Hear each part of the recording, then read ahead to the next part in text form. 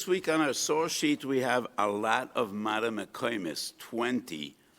And if somebody really wants to go through the sugya, he will dedicate more time than we have today for the shiur today in the morning. But let's at least touch upon the fundamentals. So in this week's parsha, we learn about the shlichus of Eliezer Eved Avraham, who was appointed by Avraham Avinu. You find a kala for my son. So he embarks on his journey, and he turns to HaKadosh Baruch Hu. Rabbeinu Shalom, everything is Ashgacha Protas. How would I know where to find a kala? And he makes a siman. If I'm going to meet a family and meet a girl, and I will ask her, could you see to it that I have something to drink? And she will go out of her way, and she'll say, not only for you, for all your camels. And you know, a camel drinks a lot because it's a desert animal, and usually there's not much water in the desert. So when it has an opportunity to drink, knows how to drink. And Eliezer says, if I will find such a girl, that will be the one. So the second part of today's shiur will discuss what an interesting siman that was.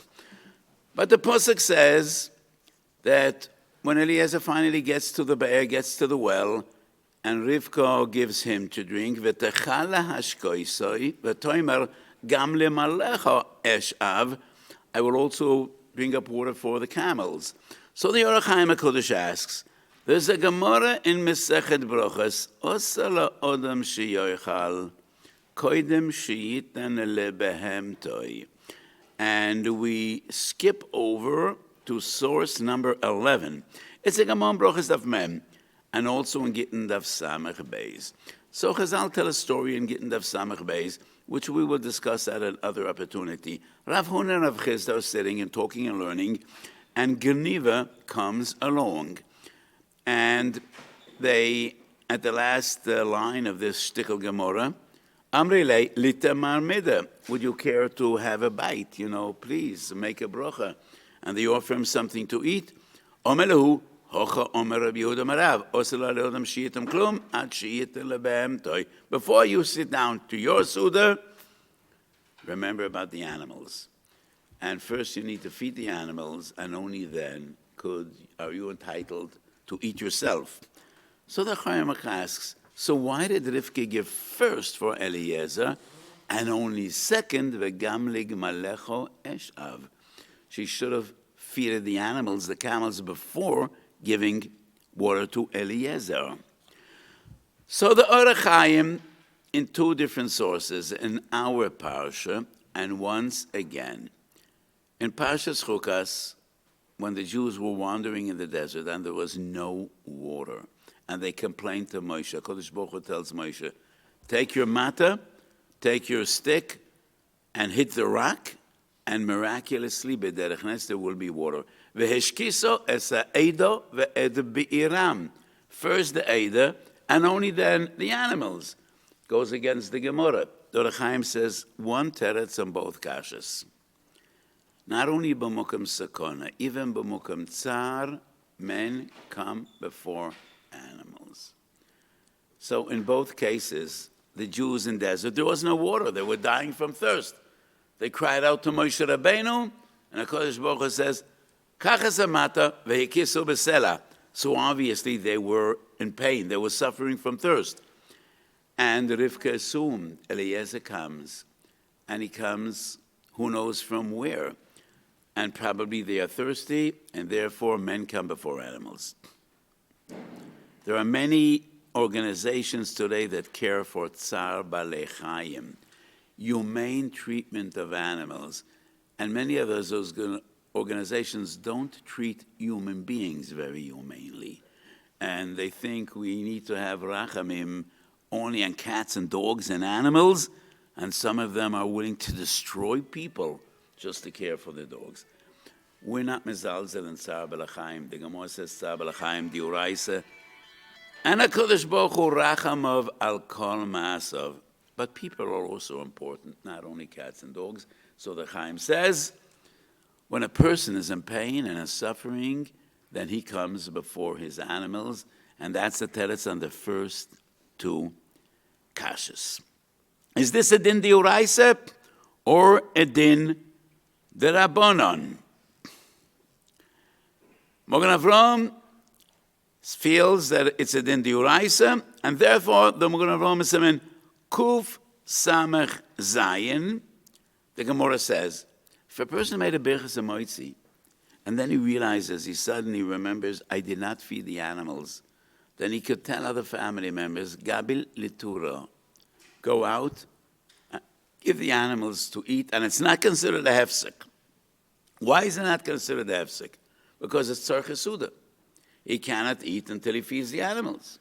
And therefore, it's like hav melach. It's like a person saying, bring salt to the table, because we need to dip the hamoitzi into salt. If he says, feed the animals, it's tzarchei suda, and therefore it's not a hefsek. But the Mogen Avraham paskins, and they shay in Aleph, if you made a moitzi Shabbos, and then you remember, I didn't say Havdalah, you should say Havdalah, and that's a hefsek. You need to make another moitzi. Mogen Avraham says, why? Because feeding the animals is Mena Torah, and Havdalah is only D'Rabbanan. How do we know that a person needs to feed the animals before he eats himself? That's Parsha Beis the Kriya Shema. V'nosati Esav besotcho levehemtecha, and only then v'ochalto v'savoto. So animal comes first, and then, only then could a person eat himself. Source number 10, Machlokes Taz and Beis Yosef. Does this rule apply only to a sudas kavah, when a person sits down to his meal and he washes and he eats bread, or even when he eats a snack? Te'ima ba'alma. So the Taz is medaik from the Beis Yosef, you cannot have a bite until you feed your animals first. And the Tazov disagrees. And the Tazov says, in Brochas Daf Mem, the Gemara says, Osela Adam shiyochal ad shiachil behemotav. The Gemara doesn't say Asur Adam shiyetam. And the Be'er Heitev wonders. In Brochas, the Gemara says, Odashodam shiyochal.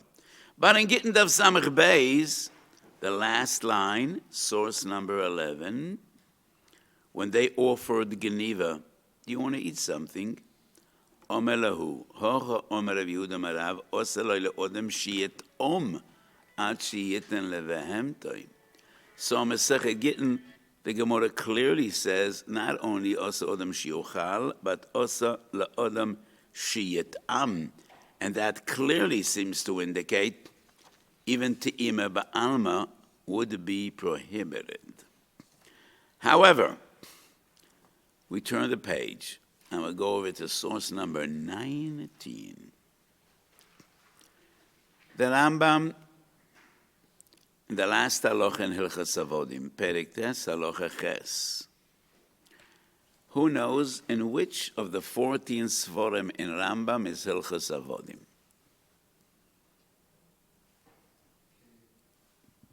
Who said? How do you know? Oh, that's right. Kenyan.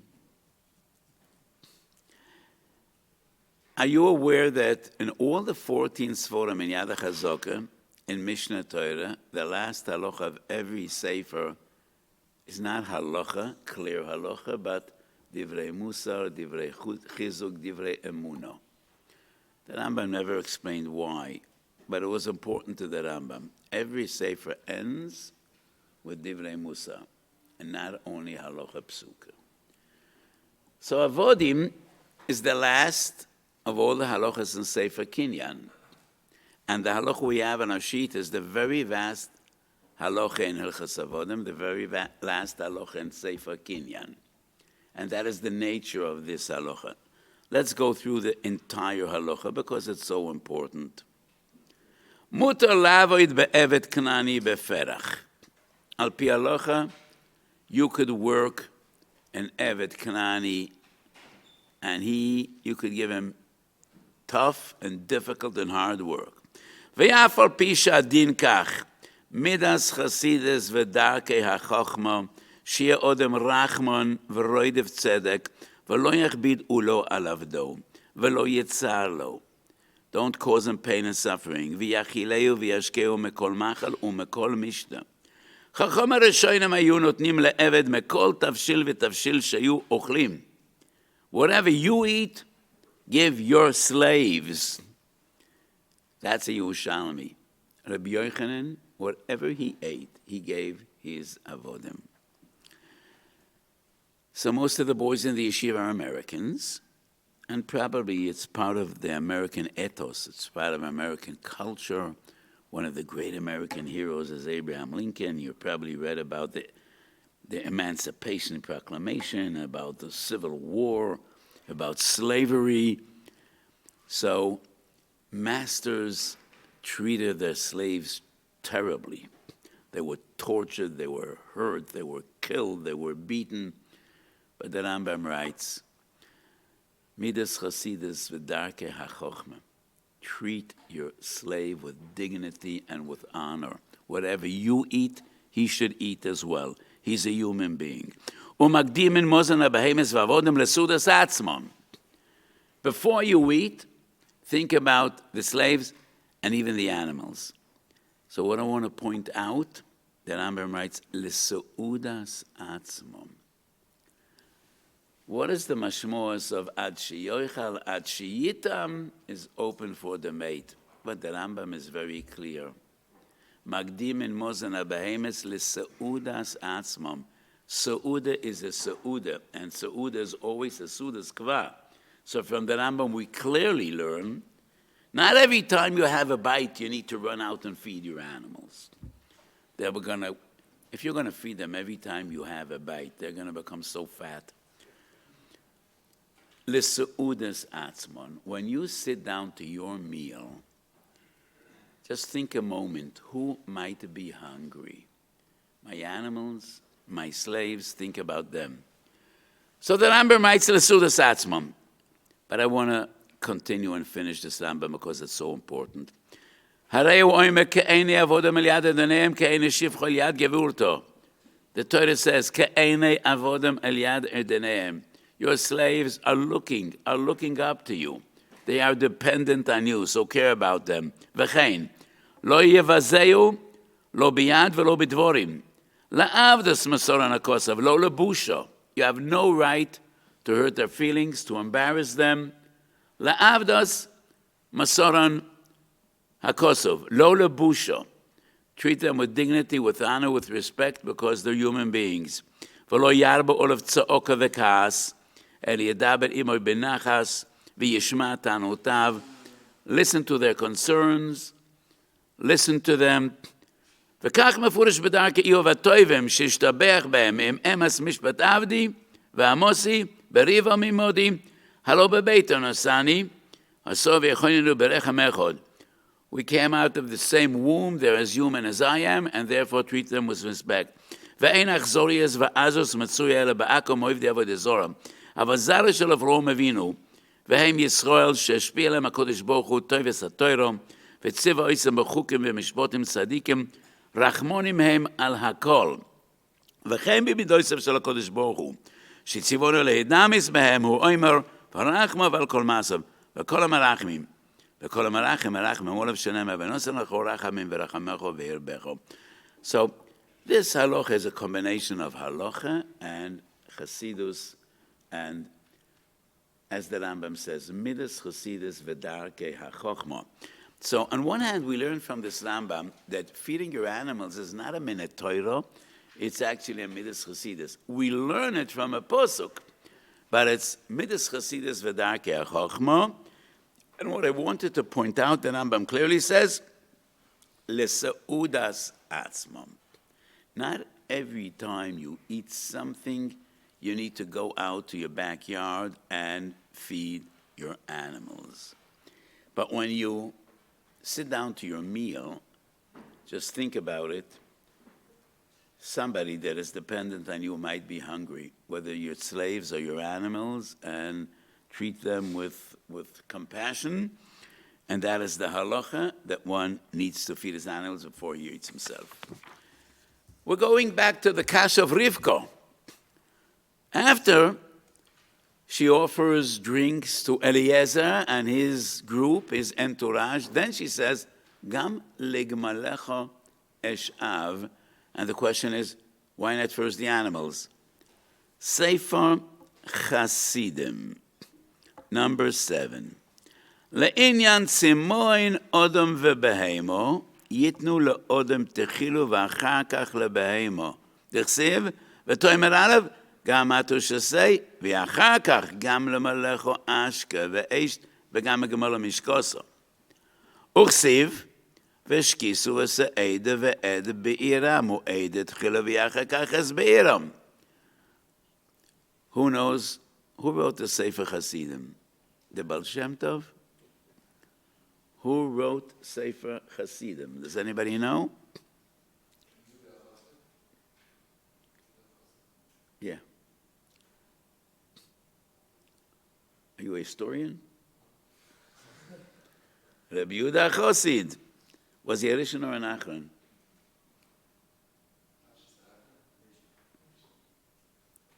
Who said Rishon? Yeah, he was one of the early Rishonim, going back 900 years. Mereshoni Chasidei Ashkenaz. So Rabbi Yehuda Chosid says, this rule applies only to food and not to drinks. And he quotes the very same two psukim that the Orach Chaim asks in two different sources in our Parashah, Parashas Rishon, and Parashas Chukas. And Rabbi Yehuda Chosid explains both. In both these cases, we're talking about drinks and not food. Chazal say, Odin Odom Sheyochal, but they don't say Yishta. And therefore, when it comes to drinks, there is no kpeda, only when it comes. Aval ba'achila, ha'bahem ekedem ezachziv v'yitin tevin u'mispoile gemalim, v'yachakach v'yosem lefonev lechoil. That's interesting because that's not a Gemara. But he does quote Kriya Shema. Uchziv, v'nesat esa b'sotro le'vemtecho, v'chziv v'chalto v'sovato.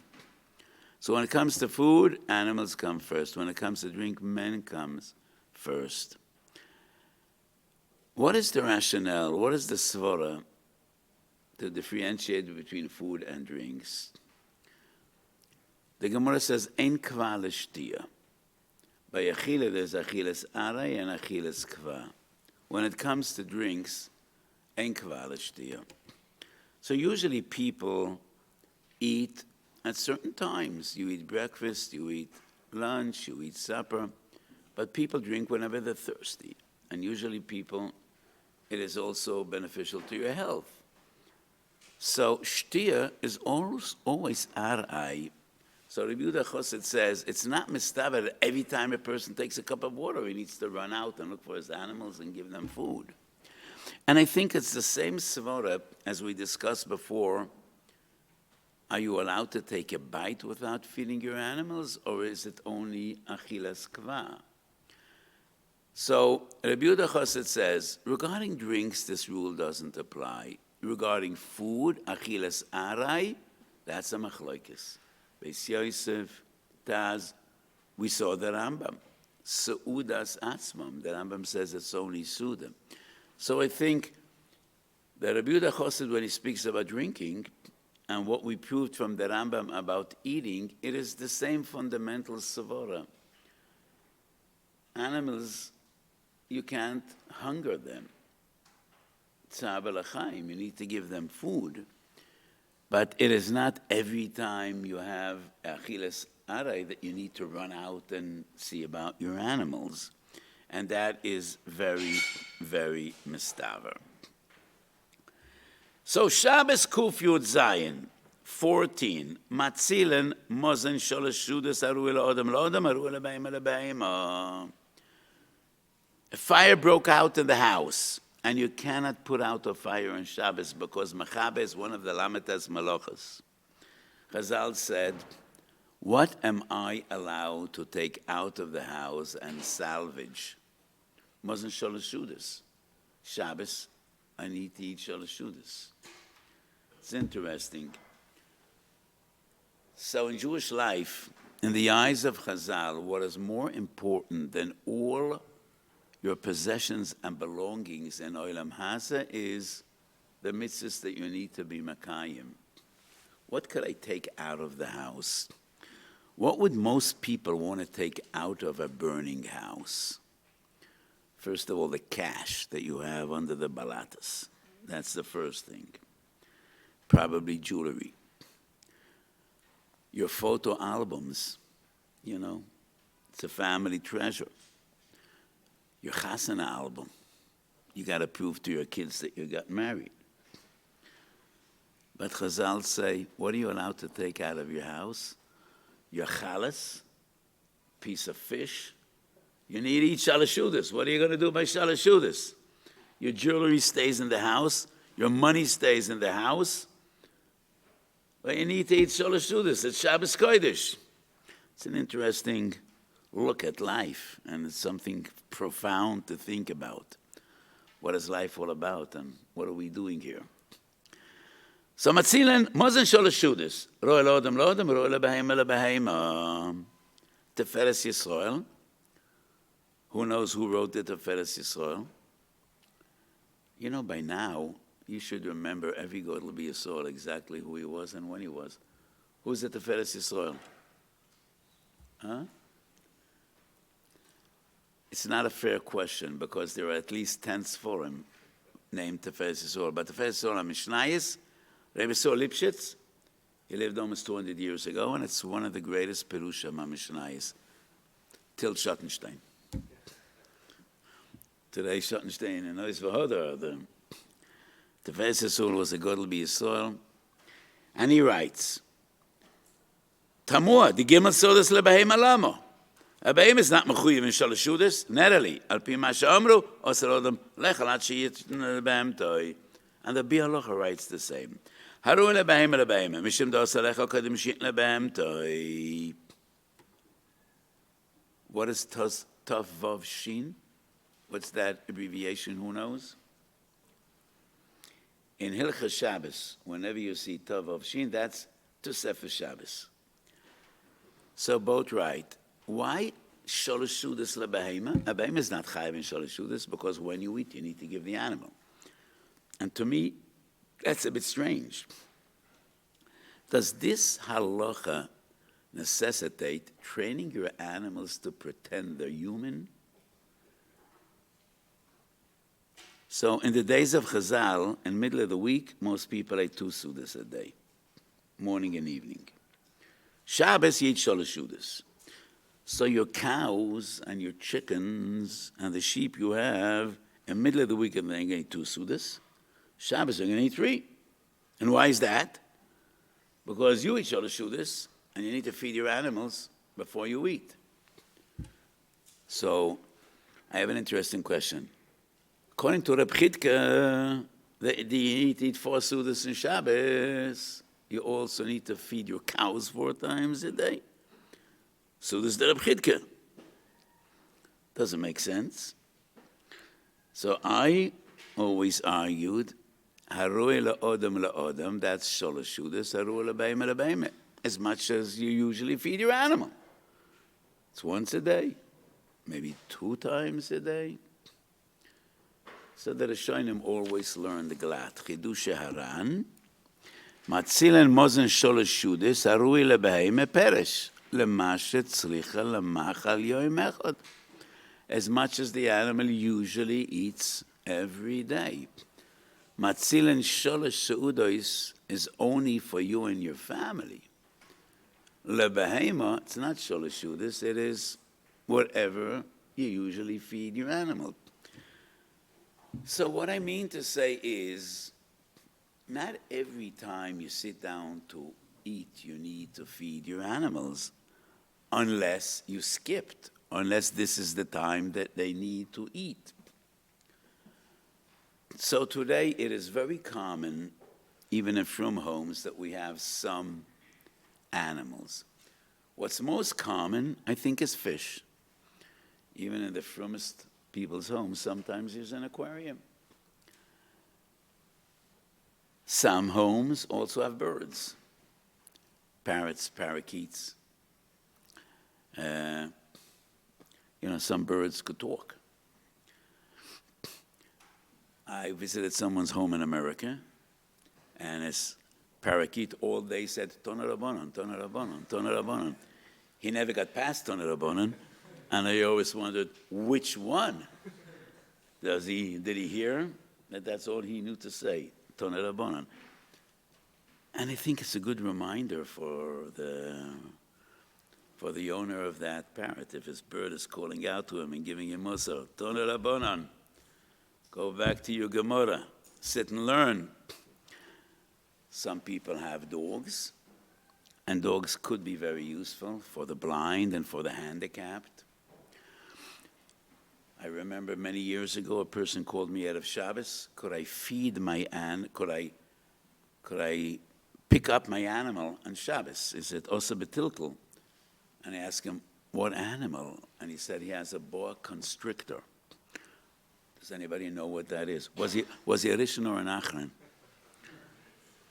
So there are a lot of big snakes that suffocate their prey before they swallow them. And those are called constrictors. And the boa constrictor is a big snake. So he asked me, could I be metaltelit on Shabbos? I said, why don't you ask if you could be metaltelit in the middle of the week? And you need to be careful, it shouldn't be metaltel you, instead of you being metaltel that snake. So that was, most of the shilas I'm asked many times. That's a shilah I only had once. That's why I remember it. So this is a common question. So every time I sit down to eat, do I need to feed the fish? Usually if you have an aquarium, the fish are fed once a day. And that's enough for them. So, lididi pshitali, that this halacha means, you left your home in the morning, v'anachni oisem b'malocha mi'aloisa shachar ad seisa kechovim, like the Novi says.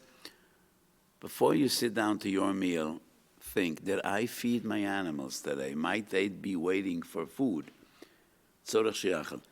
But it doesn't mean every time you sit down to eat, you need to feed your animals, because it is only, you need to feed the animals when you feed them every day, according to the nutritional needs of animals. And therefore, I think the Ran is pashtus. Matzil and Mosen Gimel Sudas is only for men. As much as you usually feed your animal. And an animal doesn't need to eat more Shabbos than he eats in the middle of the week. So, kach nere pshutom shel devorim.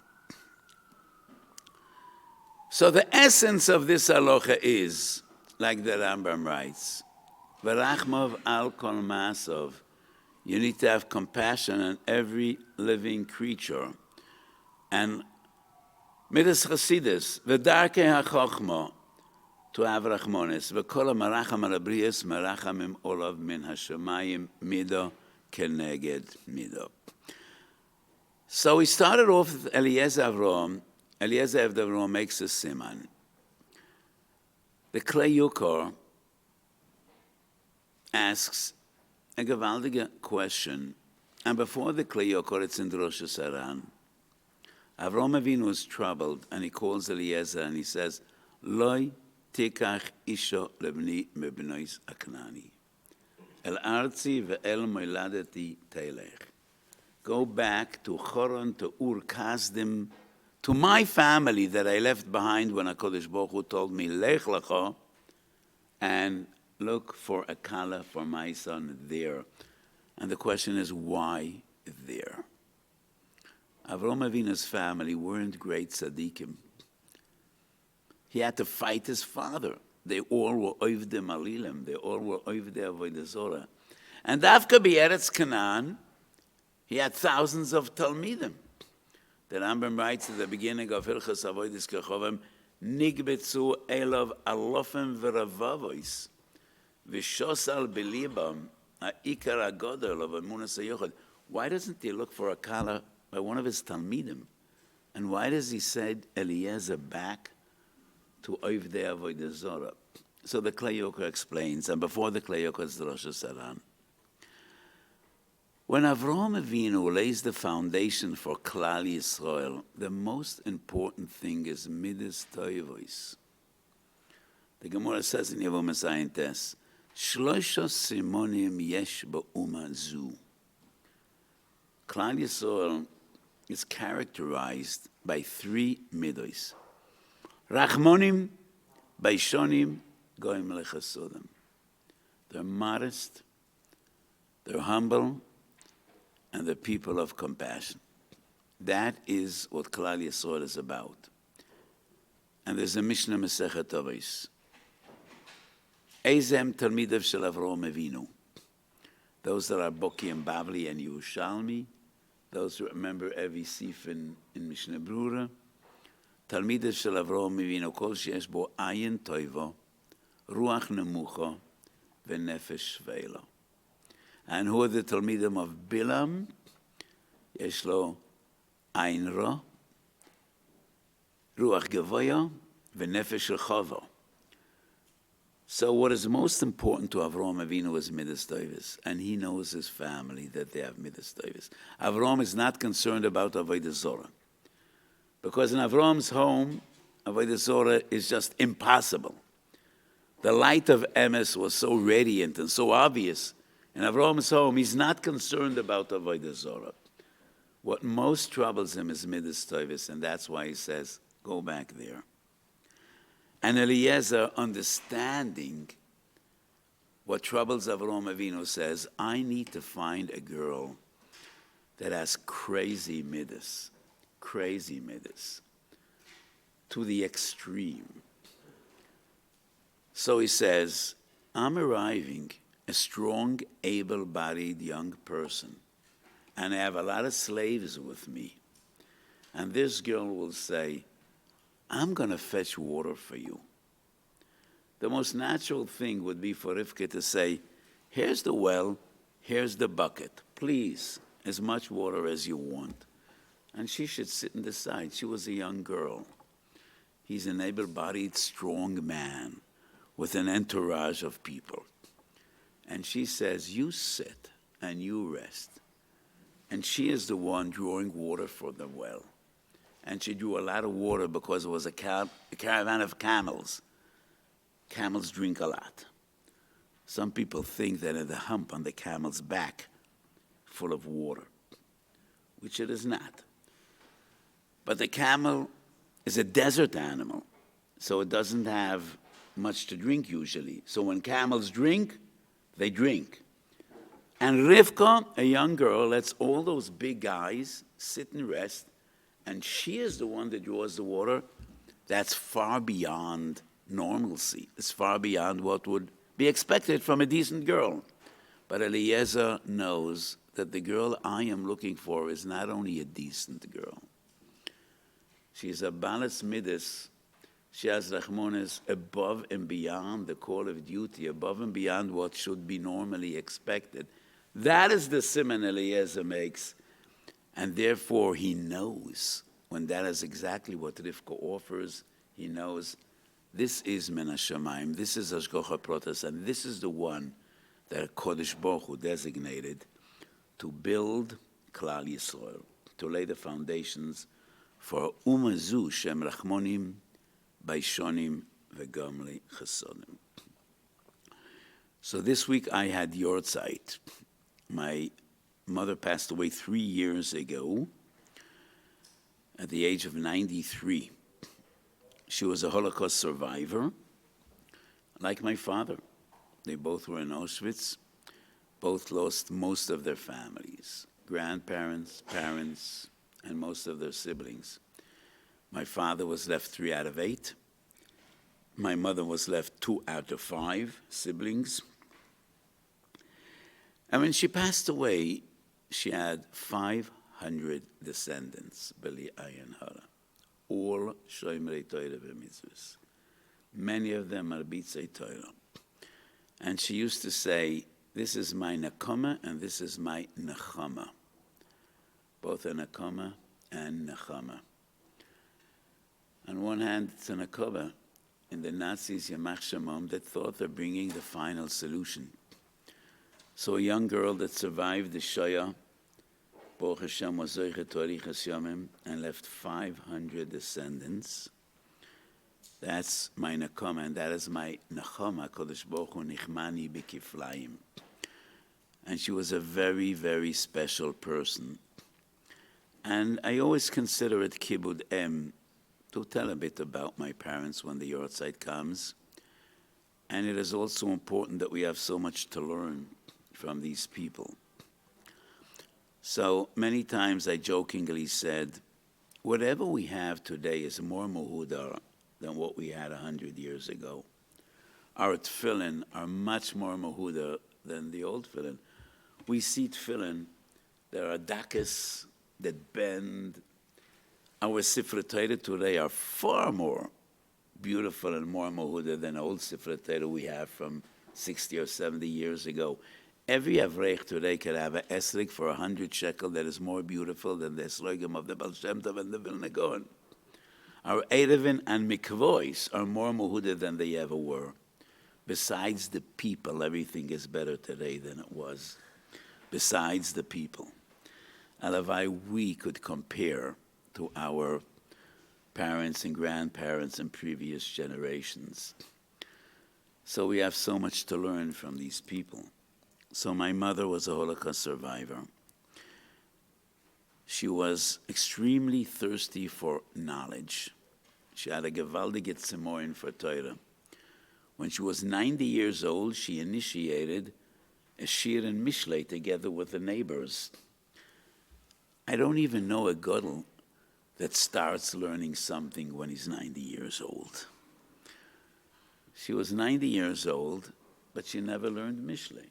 And she wanted to learn mishlei, so she initiated a shiur once a week with her neighbors. One of my childhood memories, my late father was a gewaldige Talmid Chacham, and we grew up with Rabbi Yosef Engel. Next to his bed, there was always a pile of sforim. Usually it was Rabbi Yosef Engel's sforim. And one of my memories from my mother was the Perish of Reb Shamson Afol Hirsch on Tehillim in English. And I remember my mother sitting for hours with that black binded Reb Shamson Afol Hirsch on Tehillim. She said a lot of Tehillim, and she wanted to understand. So it's Reb Shamson Afol Hirsch, Rishon or Nachman. His writings are very profound. It's not an easy read. Reb Shamson Afol Hirsch was a philosopher and a great, great teacher and educator. So I remember my mother learning Reb Shamson Afol Hirsch on Tehillim. She was mole thanks for Kodesh Baruch Hu. Yemole pi tehilosecho. She never complained. Never. She had a stroke when she was 80 years old, and she was quite debilitated, using a walker after that. Whenever people used to ask her, how do you feel? She also had a sense of humor, and she used to say, I feel great. My knees don't carry me. I don't have my shoes of my left arm. I don't hear well. But that's my feet, that's my hand, that's my ears, that's not me. I feel great. She never complained about herself. She was always so thankful to HaKadosh Baruch Hu. And in difficult times, we are living in the midst of a terrible war. And when tragedy strikes, people ask why. And I say, it's legitimate to ask questions. But why did it never occur to you when you had wonderful days of simcha and nachas, everybody was well, and you had parnasa becovered, and everybody is healthy, and things go fine? Did you ever ask then, why? Why? What did I do to deserve this? So why do people ask why only when things go bad? In the life of every person, the vast majority of people, 95% of the time, things are great. Sometimes people fall ill, sometimes tragedy strikes. It's inevitable, it's part of hashgacha. It's part of the way HaKadosh Baruch Hu runs the world. But why do you ask why only when things go bad? I mean, did it ever occur to you when HaKadosh Baruch Hu gives you so much blessing and so much chesed to ask why? Why do I deserve this? Why are things so great? Maybe it's because HaKadosh Baruch Hu just wants me to say thank you. Maybe it's just HaKadosh Baruch Hu. And that is what HaKadosh Baruch Hu really wants. The Novi says, Perek Mem Gimel Yeshayahu, Am zu yotzarti li, tihilosi yisaperu. And the Rishonim say, Am zu yotzarti li, kedei shetihilosi yisaperu. So it's natural that people will ask why. Why do I deserve this? Why this tragedy strike? But this, you should have asked this question 1,000 times all your life. Why? Why do I deserve all this brachas and all these wonderful things that HaKadosh Baruch Hu does? So my mother asked why every day, and she thanked HaKadosh Baruch Hu every day, and that was part of who she was. She despised sheker, and never could she say one word that wasn't true. So after she had the stroke, and we turned to Bituach Leumi to get a Kitzbat Nechut. Social Security supports the disabled. So we invited a macher. Do you know what a macher is? You know what a macher is? No? I think it's in English, no? Our society is full of machers. You have a macher for mishkantis, you have a macher for Bituach Leumi, you have a macher how to cheat the area and not pay arnona, you have a macher for everything. So somebody came to instruct my mother what to say when Bituach Leumi will come to visit and interview her and to see how much she deserves, how much support. So it was explained to your mother, you need to tell them how difficult life is and how unbearable it is and how much you're in suffering. But my wife asked, but life is great. What should I lie and say? So it was explained to her, but you can't walk without a walker. But she says, but the walker is okay and I could get everywhere where I need to get. And so she was instructed when they come, first of all, you need to look like a nebuch. Don't dress up nicely. And just tell them how bad things are. So I remember when they knocked on the door, a social worker and a doctor from Bituach Leumi, first she ran to put on her sheitel. And we asked, why are you putting on your sheitel? She says, I never let a guest into the house if I wasn't dressed up properly. These are not guests. They're not guests. They're not family friends. It's a social worker from Bituach Leumi. And she said, anybody that comes into my house is a guest. So she dressed up nicely. She opened the door. And when they asked her, how you doing? She said, I'm doing fine. I'm doing great. You know, it's hard a little to get around. And as you could expect, we got a minimal support. Because if a woman is doing great and she's fine and she's not complaining, then... And when she was notified, you're not going to get a lot, she had no regrets. No regrets. She said, you know, I said the truth. I said what it is, and it is what it is, and I'm doing fine. And so I think our generation, this is an important lesson for our generation.